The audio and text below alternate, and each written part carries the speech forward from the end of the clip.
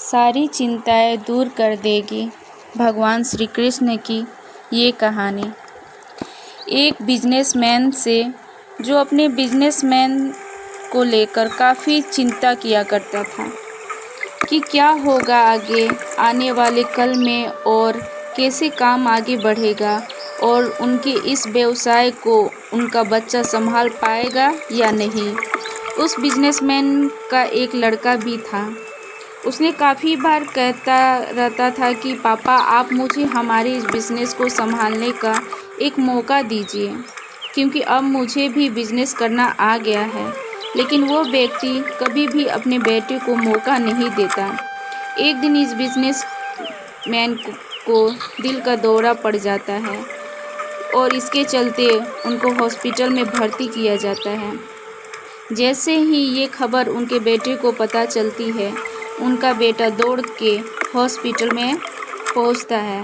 बेटा हॉस्पिटल में पहुंचने के बाद उसने ये देखा कि उनके पापा अब एडमिट है और डॉक्टर्स ने उनसे ये कहा है कि आपके पापा अब पहले से थोड़ा ठीक हैं और धीरे धीरे करके वो अब रिकवर हो जाएंगे। फिर उस लड़के ने अपने एक दोस्त को कॉल करके वहाँ पर बुला लिया। फिर उसका दोस्त वहाँ पर आता है और उससे पूछता है कि क्या हुआ भाई। फिर उस बिजनेसमैन के लड़के ने अपने दोस्त से कहा कि मेरे पापा को दिल का दौरा आ गया है और उन्हें हॉस्पिटल में भर्ती किया गया है, अभी एडमिट हैं। इसके बाद उस बिजनेसमैन का लड़का अपने दोस्त से कहता है कि चल ना ज़रा बाहर चल के आ जाते हैं, बहुत देर हो गई है इधर। और फिर दोनों अस्पताल से बाहर चले आते हैं। जब वो दोनों अस्पताल से बाहर निकले तब उनके एक आइसक्रीम वाला दिखाई देता है। फिर उस बिजनेसमैन के लड़के ने अपने दोस्त से कहा कि भाई आ जाओ आइसक्रीम खाते हैं। ये बात सुनकर उसका दोस्त थोड़ा चौंकता है। मन ही मन कहता है कि अरे ये क्या पागलपन है, पापा अंदर भर्ती हैं और ये यहाँ पर आइसक्रीम खाने की सोच रहा है। फिर उन दोनों ने आइसक्रीम खरीद ली और वे दोनों आइसक्रीम खाने लगे। लेकिन उसके दोस्त से ये रहा नहीं गया और उसने अपने दोस्त से पूछ ही लिया कि भाई समझ में नहीं आ रहा है कि तुम्हारे बिजनेस आगे कैसे बढ़ेगा और क्या होगा, और तुम्हारे पापा की तबीयत भी ठीक नहीं है और तू यहाँ आइसक्रीम खा रहा है, मुझे कुछ समझ में नहीं आ रहा है। फिर बिजनेसमैन का लड़का अपने मित्र से बोला कि मुझे मालूम है कि तू क्या सोच रहा होगा कि मेरे पापा एडमिट हैं, यहाँ पर आइसक्रीम खा रहे हैं, मज़े ले रहे हैं, पर ऐसा कुछ नहीं है। मैं भगवान श्री कृष्ण को बहुत मानता हूँ और बहुत बड़ा भक्त हूँ और उनकी दो बातें हमेशा याद रखता हूँ।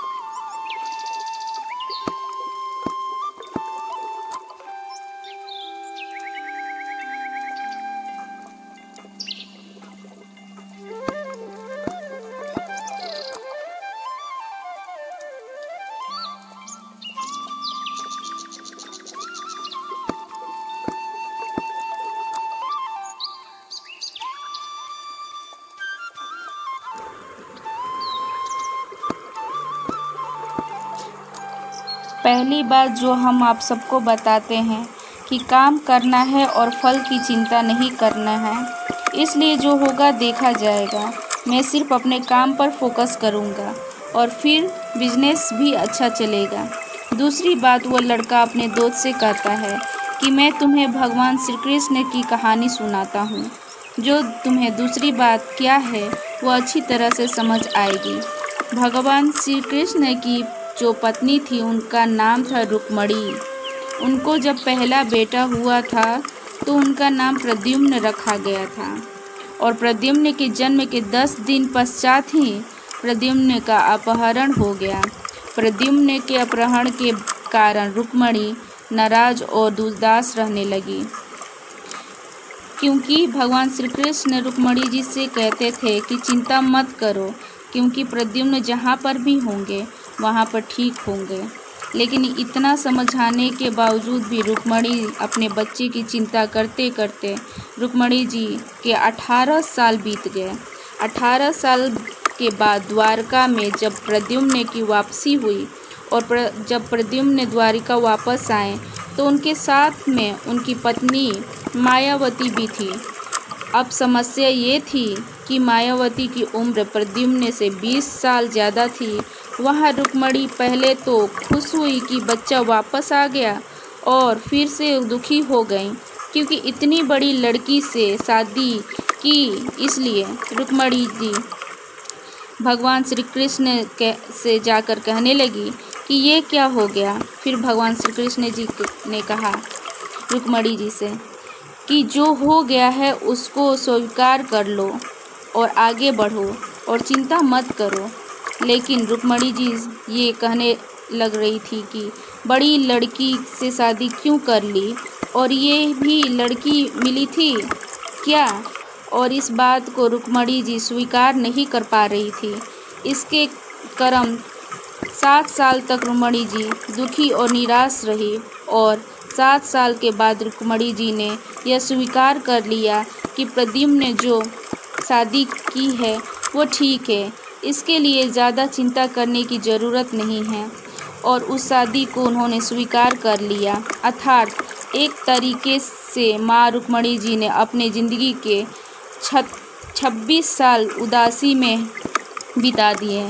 इस कहानी को ख़त्म करते हुए वो लड़का अपने दोस्त से बोला कि मैंने अब स्वीकार करना सीख लिया है, क्योंकि भगवान श्री कृष्ण जी कहते हैं कि जो हो रहा है उसे स्वीकार कर लो, ज़िंदगी अपने आप सहज हो जाएगी।